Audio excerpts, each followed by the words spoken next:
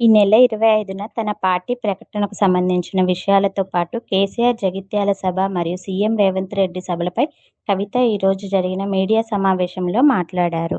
ఈ నెల 25వ తారీఖు నాడు మరి మీ అందరికీ తెలుసు, ఈ రాష్ట్ర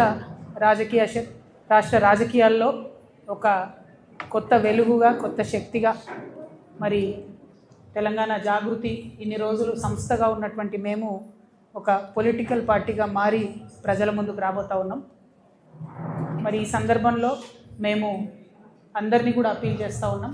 25వ తారీఖు నాడు జరిగేటటువంటి సమావేశానికి మేము మేడ్చల్ జిల్లా మునీరాబాద్లో ఔటర్ రింగ్ రోడ్ ఎగ్జిట్ 6 దగ్గర ఈ సమావేశం పెడతా ఉన్నాం. కాబట్టి మరి అందరినీ కూడా, తెలంగాణ ప్రజలందరినీ కూడా మరొకసారి ఆహ్వానిస్తూ ఉన్నాం. తరలి రావాల్సిందిగా కోరుతున్నాం. ప్రధానంగా ఉదయం పూట 10 గంటలకు ఉంది కాబట్టి మా జాగృతి కార్యకర్తలు అందరైతే తరలి వస్తారు. ప్రజలందరికీ కూడా ఓపెన్ ఇన్విటేషన్, ఆహ్వానం. కార్యకర్తలందరూ కూడా ఇప్పటికే చాలా ఉత్సాహంగా సిరిసిల్ల నుండి పాదయాత్రలు ప్రారంభమైనవి. మరి సిద్దిపేట, గజ్వేలు, నిజామాబాదు, నారాయణపేట ఈ అన్ని ప్రాంతాల నుంచి ట్రాక్టర్ ర్యాలీలు, పాదయాత్రలు, రకరకాల కార్యక్రమాలతో ఉత్సాహంగా తరలి రావడానికి కార్యకర్తలందరూ కూడా కదిలి వస్తూ ఉన్నారు. అదేవిధంగా మరి పోలీస్ వారు కూడా ఇప్పటికే అక్కడ మా గ్రౌండ్ దగ్గరికి, ఫంక్షన్ హాల్ దగ్గరికి వెళ్ళి కోఆర్డినేషన్ చేస్తూ ఉన్నారు. నేను డీజీపీ గారికి కూడా అప్పీల్ చేస్తూ ఉన్నాను. రాష్ట్ర వ్యాప్తంగా అన్ని జిల్లాల నుంచి, అన్ని నియోజకవర్గాల నుంచి తరలి వచ్చేటటువంటి మా వాహనాలన్నింటినీ కూడా ఎక్కడ దయచేసి ఇబ్బంది లేకుండా సహకరించాలని చెప్పి పోలీస్ మిత్రులందరినీ కూడా కోరుతూ ఉన్నాను.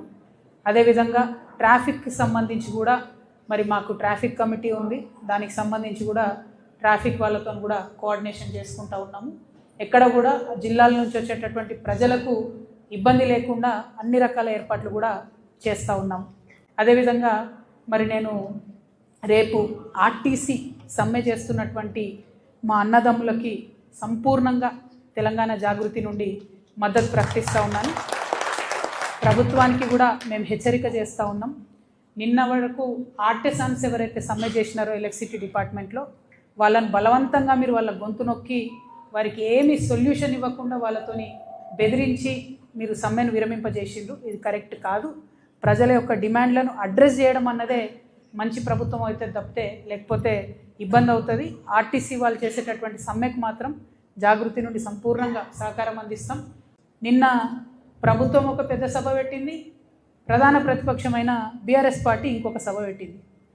ఏం చేసిరు వీళ్ళిద్దరు సభలు పెట్టి అంటే, బీఆర్ఎస్ పార్టీ ఏమో ఉట్టి కథలు చెప్పింది, కాంగ్రెస్ పార్టీ ఏమో పిట్ట కథలు చెప్పింది.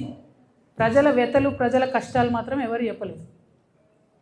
ఇక బీఆర్ఎస్ పార్టీ సభ అయితే జగిత్యాల్లో 75 సంవత్సరాల కురు వృద్ధుని, రాజకీయ నాయకుడిని చేర్చుకొని మరి ఈ సభతోని మీకే 25 సంవత్సరాలు తగ్గిపోయినాయి, మీరే నవయువకుడు, మీరే అద్భుతంగా రాజకీయం చేయాలని చెప్తే మరి తెలంగాణలో ఉన్న యూత్ అంతా చచ్చిపోయినరా, బతుకున్నారా, వాళ్ళ ఫ్యూచర్ ఏంది, వాళ్ళ కథ ఏంది నాకైతే అర్థమవుతుంది. అందుకే నేను ఇన్వైట్ చేస్తున్నా. నేను కొత్తగా పెట్టబోయే పార్టీలో యూత్కి మంచి అవకాశాలు ఉంటాయి కాబట్టి యంగ్ పార్టీగా ఉండేటటువంటి కొత్త చేంజ్ తీసుకొచ్చే పార్టీ వైపు ప్రజలు చూడాలని చెప్పి నేను రిక్వెస్ట్ చేస్తూ ఉన్నా.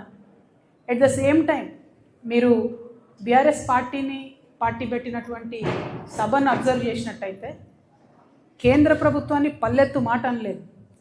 జాతీయ పార్టీని అని చెప్పుకునేటటువంటి పార్టీ ఇవాళ దేశవ్యాప్తంగా చర్చ అవుతున్న అంశం ఏంది?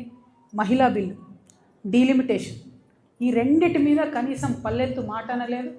ఆడబిడ్డలకు ఒక భరోసా ఇవ్వలేదు. రాజకీయంగా మీరు ముందుకు రావడానికి మేము నిలబడి ఉంటాం, మీకు అండగా ఉంటాం అనే భరోసా ఇవ్వలేదు. అంటే ఆ పార్టీలో ఆడబిడ్డలకు ఎప్పుడు గౌరవం ఉండదు అనుకోండి, అది వేరే విషయం. కానీ చూస్తే మందేమనుకుంటారు అనడానికన్నా కనీసం మరి మహిళా బిల్లు పోయింది, మేము జాతీయ పార్టీ, దాని మీద మాకు విధానం ఉంటుంది, దీని మీద మేము పోరాటం చేస్తామన్న మాట కూడా బీఆర్ఎస్ పార్టీ మాట్లాడకపోవడం అన్నది నిజంగా శోచనీయం. ఇదైతే ఇంకొకటి ఏంటంటే గమ్మత్తు, ప్రజల్ని బ్లేమ్ చేయడం, ప్రజల్ని తప్పుపట్టడం. మా ఓటమికి మీరే కారణం, ఇక మీరు ఓటేసిరు, తప్పు దిక్కు మీరు అనుభవించండి అని ఒక పక్క ప్రజలను తప్పుపట్టడం, ఇంకొక పక్క రాజకీయ పునరేకీకరణ పేరుతోని ప్రజలను తప్పుదోవ పట్టించడం. ఎవరండి ఈ జీవన్ రెడ్డి గారు? ఆనాడు వైఎస్ రాజశేఖర రెడ్డి ఉన్నప్పుడు ఉద్యమం కోసం రాజీనామా చేసి ముందుకెళ్తే 2 సార్లు ఉద్యమ నాయకత్వం మీద పోటీ చేసిందే ఈ జీవన్ రెడ్డి గారు. పచ్చి తెలంగాణ వ్యతిరేకి. రాజశేఖర్ రెడ్డి ఉంటే చాలు నాకు తెలంగాణ ఎందుకన్న వ్యక్తిన. అంటే రాజకీయ పునరేకీకరణ పేరుతోని తెలంగాణ వ్యతిరేక శక్తుల్ని తీసుకొచ్చి తెలంగాణ పునర్నిర్మాణ యజ్ఞం చేస్తామని చెప్తే ఇక ఒక్కటే అర్థమైంది నాకు, 1000 ఏళ్ళైనా బీఆర్ఎస్ పార్టీ మారదు. కాంగ్రెస్ పార్టీ పెద్ద సభ అధికారంలో ఉన్నారు, ఆర్భాటం హంగు పెద్ద సభ పెట్టి ఏం మాట్లాడతారు వాళ్ళు? గుంటనక్క నిన్న ఢిల్లీ పోయింది, గుంపు మేస్త్రి ఏమంటాడు? ఆ గుంటనక్క ఢిల్లీకి ఎందుకు పోయిందో నాకు తెలుసు, ఆర్ఎస్ఎస్ పెద్దల్ని కలవడానికి పోయింది, కాళేశ్వరం కేసు లేదు అవుతుంది అందుకే పోయింది. నాకు సంపూర్ణంగా కోర్ట్స్ మీద విశ్వాసం ఉందండి, కోర్ట్స్ మీద వాళ్ళ జడ్జిమెంట్ మీద విశ్వాసం ఉంది. కానీ ఒక ముఖ్యమంత్రి స్థాయిలో ఉన్న వ్యక్తి ఈ గుంటనక్క పోయి ఆర్ఎస్ఎస్ పెద్దల్ని కలుస్తుంది అని గుంటనక్కతో డీల్ మాట్లాడుతుండే. ఏమంటుండు? నువ్వు చెప్తావా, నువ్వెవరు కలిసినావో నేను చెప్పాలనా? అరే నీకు తెలుసా, నువ్వు చెప్పాలి కదా ప్రజలకు, నువ్వు ముఖ్యమంత్రివి కదా, నీకు బాధ్యత ఉంది కదా. అట్లా కాకుండా డీల్ మాట్లాడుతున్నాడు. నీకు తెలుసా, నాకు తెలుసు, నువ్వు ఎక్కడికి పోయినావో నేను చెప్తా. ఏం మాటలు ఇవి? అంటే ముఖ్యమంత్రి స్థాయిలో ఉన్నటువంటి వ్యక్తి కోర్టులలో ఉన్న తీర్పుల్ని ప్రభావితం చేయగలుగుతారు కొంతమంది అనేటటువంటి డైరెక్ట్గా మాట్లాడుతూ సంపూర్ణంగా రాజ్యాంగాన్ని, రాజ్యాంగబద్ధ సంస్థల్ని స్లైటన్ చేస్తూ ప్రజలకు ఏమాత్రం విశ్వాసం లేకుండా చేస్తున్నారు. అంతేకాకుండా ఏమంటాడు ఆయన? సేమ్ ఏదైతే ప్రజల పట్ల బీఆర్ఎస్ పార్టీ లెక్కలేనితనం ప్రదర్శిస్తుందో అదే లెక్కలేనితనాన్ని కూడా కాంగ్రెస్ పార్టీ ప్రదర్శిస్తే ఏమంటాడు ఆయన? నేను ప్రతిపక్షం లేకుండా చేస్తాను. నువ్వెవరు చేయడానికి? ప్రజలు కదా డిసైడ్ చేయాలి ఎవరు ప్రతిపక్షంలో ఉంటారు, ఎవరు అధికారంలో ఉంటారు, ఎవరికే పాత్ర ఉంటుంది. ప్రజలు కదా డిసైడ్ చేయాలి. వచ్చే 10 ఏళ్ళు నేనే అధికారంలో ఉంటా, 7 ఏళ్ళు ఉంటావు. రైతు బంధా ఏడైచ్చినావు, రైతు భరోసా సీజన్ మొత్తం అయిపోయినాక ఇస్తారా? నిన్న కూడా 5 ఎకరాలకే ఇచ్చారు. ఏమి ఇచ్చిందని మీరు ఎందుకు అధికారంలో ఉంటారు? ఇల్లు కూడా కొట్టినందుకు అధికారంలో ఉంటారా? 2 నెలల పాప చచ్చిపోతే మాట్లాడలేదని అధికారంలో ఉంటారా? దేనికోసం అధికారంలో ఉంటారు? ఒక ఉద్యోగం ఇచ్చిరాని అధికారంలో ఉంటారా? జాబ్ క్యాలెండర్ ఇచ్చిరాని అధికారంలో ఉంటారా? దేనికోసం ఉంటారు అధికారంలో? ఎట్లా లేకుండా చేస్తారు ప్రతిపక్షాన్ని? ఏ లెక్కలేనితనం బీఆర్ఎస్ పార్టీ ప్రజల పట్ల ఇప్పటికీ ప్రదర్శిస్తున్నదో, ప్రజలే తప్పు చేసిరంటే ఆత్మవిమర్శ చేసుకుంటలేదు బీఆర్ఎస్ పార్టీ.